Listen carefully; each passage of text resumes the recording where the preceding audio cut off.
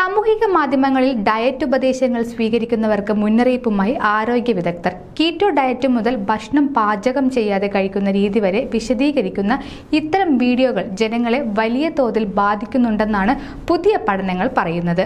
ഭക്ഷണവുമായി ബന്ധപ്പെട്ട eating disorders ഉണ്ടാകാൻ ഇത്തരം വീഡിയോകൾ കാരണമാകുന്നു. സ്ത്രീകളിലാണ് അനോറെക്സിയ, ബുളിമിയ, ബിഞ്ച് ഈറ്റിംഗ് തുടങ്ങിയ രോഗങ്ങൾ വർദ്ധിച്ചു വരുന്നത്.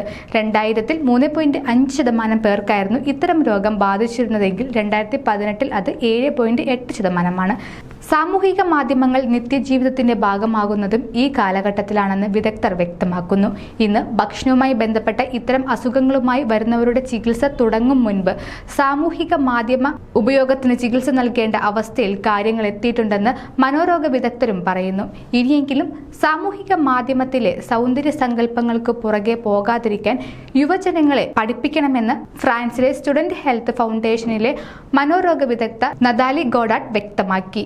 ഇത്തരം ഈറ്റിംഗ് ഡിസോർഡറിന്റെ ലക്ഷണങ്ങൾ അനുഭവപ്പെട്ടാൽ ഉടൻ തന്നെ സ്വയം ചികിത്സ നടത്താതെ വിദഗ്ധ ഉപദേശം തേടിയിരിക്കണം. കൂടുതൽ ആരോഗ്യ വാർത്തകൾക്കായി ഡോക്ടർ ലൈവ് TV സബ്സ്ക്രൈബ് ചെയ്യുക. Stay healthy.